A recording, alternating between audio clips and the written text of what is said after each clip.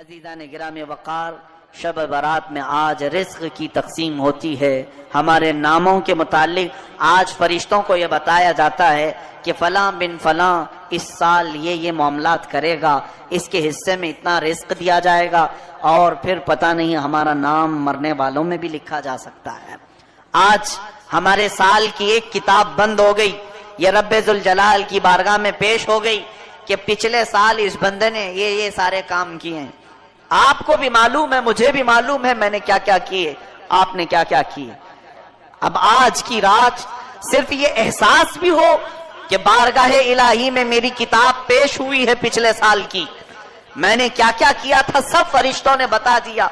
ویسے رب کو بتانے کی ضرورت بھی نہیں، مگر مولا فرشتوں کو گواہ بناتا ہے، تم بھی بتاؤ کہ فلاں فلاں بندے نے کیا کیا کیا ہے۔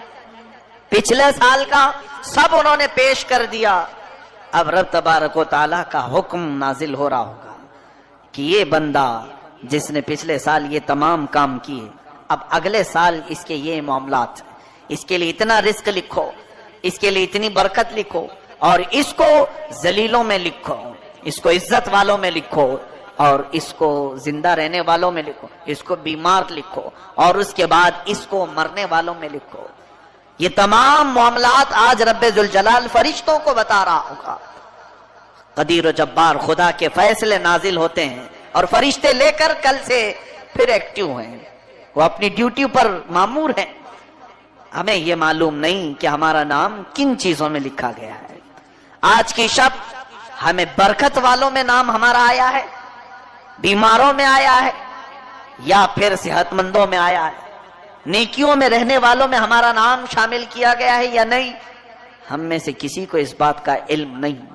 اور جب معلوم نہ ہو کر کے ہمارے اندر اکڑ اتنی ہے، ہم غرور اور تکبر کے ساتھ زمین پر ایسے چلتے ہیں جیسے لگتا ہے کہ جنت ہمارے لیے واجب ہو گئی، جنت تو ہماری ہے۔ میرے عزیزو، خوف کرو بارگاہ رب العزت کے فیصلوں سے۔ قرآن عظیم میں رب تعالیٰ فرماتا ہے ان بطش ربک لشدید، بے شک تمہارے رب کی پکڑ بہت سخت ہے، اور اس کی پکڑ جب سخت ہوتی ہے تو سب سے بڑی پکڑ تو یہ ہے کہ وہ ایمان چھین لیتا ہے۔ جس سے وہ ایمان ختم کر دے اس کے لیے سب سے بڑا عذاب ہے اللہ کا۔ ایمان کی دولت کسی سے چلی گئی تو خدا کا سب سے بڑا عذاب اس پر آیا ہے، رب تبارک و تعالیٰ اسے ہمیشہ کے لیے دوزخ لکھ دیتا ہے۔ حدیث پاک میں ہے شب برات ہو کہ شب قدر ہو، یا پھر مرنے سے پہلے بھی ہو، مشرک اگر ہوا، کافر اگر ہوا، ایمان نکل گیا تو اس کی بخشش تو ہو ہی نہیں سکے گی، بلکہ قیامت کے دن ان کے متعلق فرمایا گیا، سنو جن کی کفر پر موت ہوئی، جو کافر مرے دنیا میں، قیامت کے دن حساب کتاب کے بعد دوزخ میں ڈالے جائیں گے۔ دوزخ میں ڈالنے کے بعد دوزخ کی ہولناکیاں جب انہیں نیچے طبقے میں لے جائیں گی، ہر طرح کے عذابات کا سامنا ہوگا، اتنے سخت عذاب۔ اللہ اکبر، دوزخ کا سب سے ہلکا عذاب کیا ہے؟ حدیث پاک میں حضور پاک صلی اللہ علیہ وسلم ارشاد فرماتے ہیں آگ کی جوتیاں پہنائی جائیں گی، انگار کے جوتے پہنائے جائیں گے، جس کی وجہ سے اس کا بھیجا پک کر کے ابل رہا ہوگا۔ یہ دوزخ کا ہلکا عذاب ہے، منیمم کسی کو اگر دیا جائے تو یہ ہلکا ہے۔ پھر جس کے لیے اللہ نے فرمایا عذاب علیم، عذاب عظیم، دردناک عذاب، بڑا عذاب، وہ مولا ہی جانتا ہے کہ کیسے کیسے عذاب دوزخ میں۔ سنو، جس کی کفر پر موت ہوئی دوزخ میں ڈالے جائیں گے۔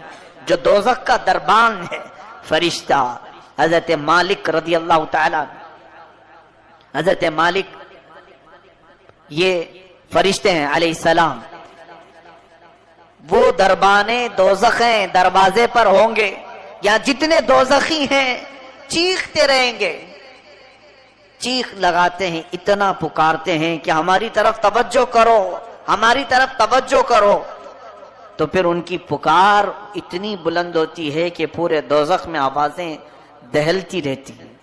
اس کے بعد مالک دوزخ یعنی دربان دوزخ حضرت مالک ایک بار بھی ان کی طرف نہیں دیکھتے، حدیث پاک میں 1000 سال گزر جائیں گے، 1000 سال کے بعد دربان دوزخ ان کی طرف دیکھتے ہیں.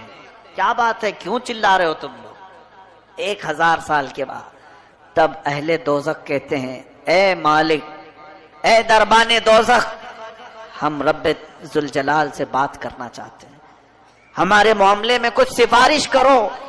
رب تبارک و تعالیٰ سے ہم کچھ کلام کرنا چاہیں گے کہ وہ ہمیں یہاں سے نکالے. حضرت مالک کہتے ہیں ٹھیک ہے، تمہاری بات میں مولا تک پہنچا دوں گا، رب تعالیٰ تک پہنچا دوں گا. تو اس کے بعد حدیث پاک میں پھر 1000 سال گزر جاتے ہیں. حضرت مالک کی طرف سے کوئی جواب نہیں آیا. دوزخیوں کی طرف دوبارہ وہ توجہ کرتے ہیں، کیا بات ہے؟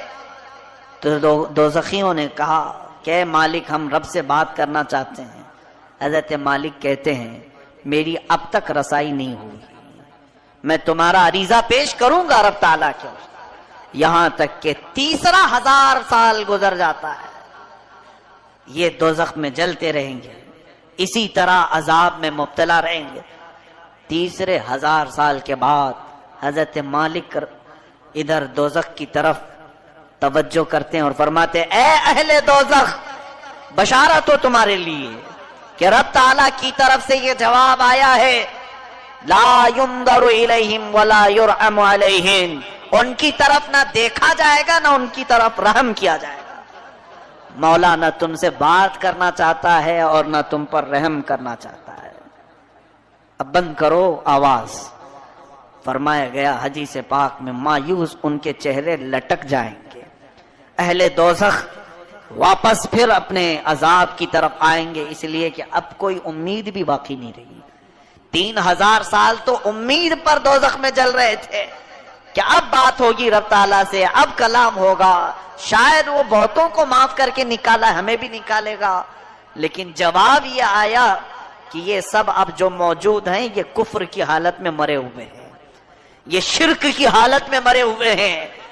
کافروں اور مشرکوں کے لیے رب فرماتا ہے نہ ان کی طرف دیکھا جائے گا نہ رحم کیا جائے گا. ان اللہ لا یغفر ان یشرک بہ ویغفر ما دون ذلک لمن یشاء.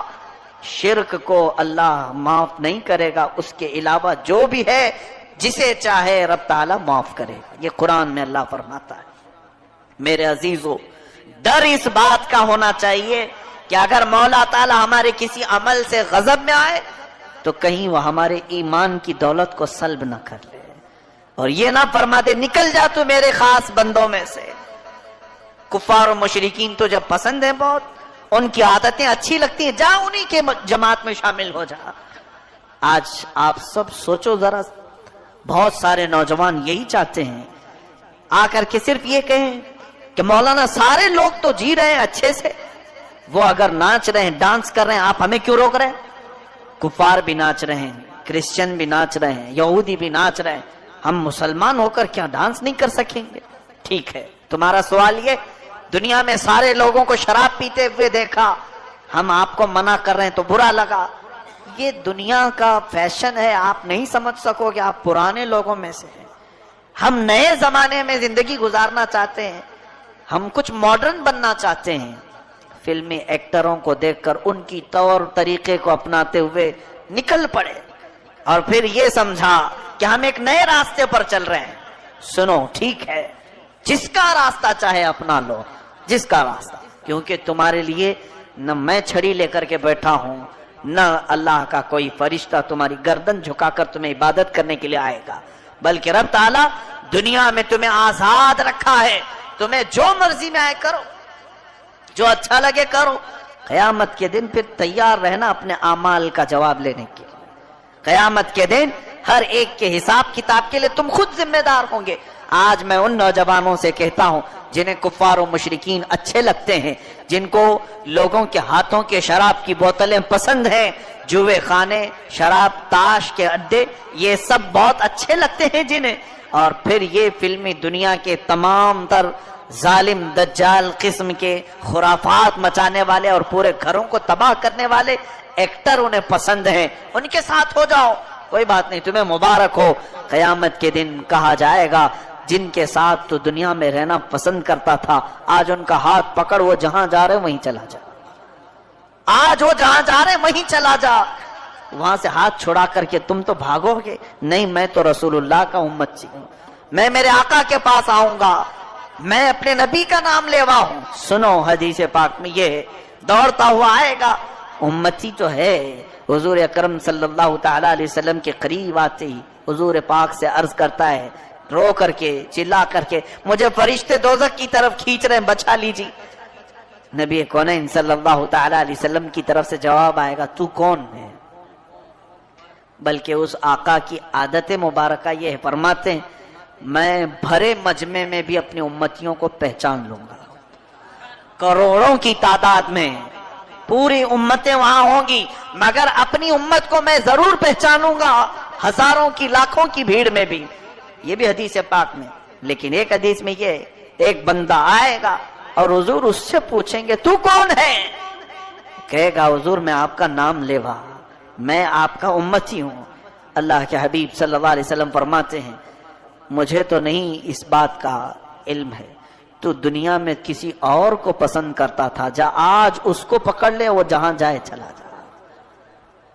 آج میں یہی کہنا چاہوں گا، میں آپ کے اوپر کوئی سختی کا معاملہ لے کر کے نہیں آیا ہوں، آپ کے پیچھے پیچھے گھومتے ہوئے محلے بھر میں نہیں آ رہا ہوں، میں آپ کو تو یہاں سے ایک میسج دینا چاہوں گا، تمہیں جو چیزیں اچھی لگیں کرو، لیکن قیامت کا منظر یاد رہے، میدان قیامت یاد رہے، بس اتنے کام کرو کہ رسول اللہ کی بارگاہ میں منہ دکھانے کی ہمارے اندر نوبت یعنی کیفیت باقی رہ جائے، حضور کو منہ دکھا سکیں، عرض تو کر سکیں کہ آقا نفس کی شرارتوں سے بہک تو گیا تھا لیکن محبت دل میں آپ کی رکھتا تھا، حضور آپ کی سنتوں پر مر مٹنے کا جذبہ تھا، شرارت نفس نے مجھے بہکایا ضرور تھا۔ اے میرے عزیز و غلاموں، ان کو چھوڑ کر نہ ہماری دنیا ہے، اس رسول کو چھوڑ کر نہ ہماری قبر ہے، اس نبی کو چھوڑ کر نہ ہماری حشر ہے، کچھ بھی نہیں ہے۔ رسول کریم صلی اللہ تعالی علیہ وسلم سے دور ہو کر ہماری کون سی زندگی ہے؟ آج کی رات اگر یہ احساس نہیں جاگا تو پھر بیکار ہے، ایسی ہزار راتیں ہیں، پھر بیکار ہے ایسی زندگی بھر بار بار آنے والی راتیں ہیں۔ آج بعض لوگوں کو ایسا لگتا ہے یہ رات تو آج روڈ پر ناچنے کی ہے، ایک دوسرے کو گالی گلوچ کر کے باہر کھیل کود کر پوری رات گزارنے کی ہے، ادھر مؤذن فجر کی اذان دے رہا ہو، ادھر لوگ بستر پر جا رہے ہیں، یہ آج کی رات کا تماشا لوگوں نے بنایا ہے۔ پٹاخے اڑاؤ، قبرستان جاؤ تو کہا مار کے ہنسو، اور اگر کسی کے ہاتھ میں بائک آئے تو ایسے اڑاؤ کہ کئی لوگ اس میں حادثوں کے شکار، کئی لوگ اس رات میں لوگوں کو تکلیف دینے کا ذریعہ بنتے ہیں۔ سنو، آج کی رات فرشتے بھی اترتے ہیں، بے حساب ان گنت تعداد میں فرشتے، تم جس وقت اس طرح سے اڑا رہے ہو سکتا ہے ہم سے تمہیں ڈر نہیں لگتا، اللہ کے وہ ملائکہ تمہارے ہر کام کی گواہ بنیں گے، صبح واپس رب کے حضور جائیں گے۔ اللہ تبارک و تعالی ان فرشتوں سے پوچھتا ہے میرے بندوں کو کس حالت میں تم چھوڑ آئے؟ جب تم دنیا سے آ رہے تھے تو میرے بندے کیا کر رہے تھے؟ فرشتے سچ سچ بتائیں گے، اے رب ذوالجلال فلاں بندہ تیرا بے حیائی کر رہا تھا، فلاں بندہ آج مسجدوں سے تیرے ذکر کی آوازیں آ رہی تھی، لیکن فلاں بندہ وہاں پر اپنی گاڑیوں میں اچھل کود مچا رہا تھا، بے حیائی، خرافات اور فحاشی اور اپنے برے اعمال سے لوگوں کو ایذا پہنچا رہا تھا۔ یہ ملائکہ رب تعالیٰ کے حضور پیش کریں گے، اور رب تعالیٰ کی طرف سے جو جلال نازل ہوگا اس کی ذمہ دار آپ ہیں۔ ارے میاں، نئی سال کی نئی شروعات ہو رہی ہوتی ہے، ایک سال ہماری زندگی کا ختم ہوا اور یہاں سے نیا سال شروع ہو رہا ہے۔ اب یہاں اپنی قسمت میں آج کیا لکھا گیا ہے کسی کو معلوم نہیں ہے نا۔ آج رب تبارک و تعالیٰ کیا لکھ رہا ہے فرشتوں کو ہمارے بارے میں، میں بتاتا ہوں، ہم کو معلوم نہیں لیکن ہم احساس کر سکتے ہیں۔ کیسے؟ میں فجر کی نماز میں حاضر ہوا، میں بارگاہ الہی میں شکر بجا لاؤں گا کہ مولا میرے اس سال کی پہلی نماز تو نے لکھ دی ہے، اور جو سویا اور جو بھاگا وہ خود پہچان لے کہ کل کی رات میری کتاب میں بے حیائی لکھ دی گئی ہے۔ محرومی لکھ دی گئی ہے، اسی لیے مجھے مسجد سے باہر کیا گیا۔ میں بیٹھا تو تھا، مجھے مسجد میں رب تعالیٰ نے صبح نہیں بلایا، اس کا مطلب ہے کل کی کتاب میں مجھے محروم لکھا گیا ہے۔ کتنے محروم لکھے جائیں گے ان کو خود معلوم ہوگا کل کی دن، اور کل کا دن کس حالت میں گزر رہا ہے یہ آپ کو خود پتا چلے گا کہ آج میری زندگی کے کتاب جو نئی شروع ہو رہی ہے اس کے پہلے پیج پر فرشتے کیا لکھیں گے کل۔ اگر روزے سے ہیں تو الحمدللہ شکر بجا لاؤ، اے رب قدیر تیرا احسان ہے، میرے اس نئے سال کے پہلے دن تو نے روزہ لکھ دیا ہے، روزہ لکھا ہے۔ اور جس نے کل کا دن گانے سننے میں گزارے، بے حیائی دیکھنے میں گزارے، بہت سارے لوگ تو پلان بناتے ہیں ان دنوں میں سینما جانے کا۔ عیدوں تہواروں کو لوگ سمجھتے ہیں کہ یہ سینما بھی نہیں کرنا چاہیے، ان کے لیے بھی یہ بات سمجھ لو کہ یہ وہ لوگ ہیں جن کو آج کی رات رب تبارک و تعالیٰ اپنی رحمت سے دور کر دیا ہے۔ فرشتوں کو حکم دے دیا گیا کہ ان کے نام بدبختوں میں لکھے جائیں، حرما نصیبوں میں لکھے جائیں، کمبختوں میں لکھے جائیں۔ جنہوں نے کل کا دن گزارا انہیں خود پتا چل جائے گا کہ آج کی رات ہمارے بارے میں کیا لکھا جا رہا ہے۔ اور کل جو اچھے سے دن گزار لیا، میں باقی پورے سال کی بات تو نہیں کرتا، لیکن سال کی شروعات جس کی اچھی ہوئی، رب کی ذات سے امید ہے کہ سال پورا اچھا گزرے گا۔ ہماری کتاب کی شروعات پہلا پیج اگر اچھا لکھا گیا، میرے رب کی ذات سے یقین ہے کہ آگے کے صفحے بھی اچھے ہی لکھے جائیں گے۔ اور جس کا پہلا پنہ بگڑ گیا ہے، ہوتا ایسی ہے، کتاب میرے سامنے لا کر پیش کر دی گئی، ایک بھری کتاب کھولا میں نے، اس کے پہلے پیج پر گالیاں لکھی گئیں، بند کر دیا۔ یہ کون بدبخت مجھے کتاب دے دیا، کس چیز کی ہے، میں آگے کیوں پلٹوں، پہلے پیج پر اتنی غلاظت لکھی ہے۔ اے رب قدیر کے حضور مغفرت طلب کرنے والوں، آج رب تبارک و تعالیٰ سے اتنی طلب کر لو کہ ہماری نئی کتاب کا پہلا پنہ نیکیوں سے بھر جائے، نیکیوں سے بھر جائے۔ اس کے لیے آپ کو عملی میدان میں بھی آنے کی ضرورت ہے۔ یہ رہی بات ہمیں خوف کی، احساس کی۔ اب رزق کی تقسیم ہو رہی ہے، پورا سال کچھ لوگ بے برکتی کی شکایت کرتے رہے، ہماری روزی بند ہے، دکان بند ہے، تجارت بند ہے۔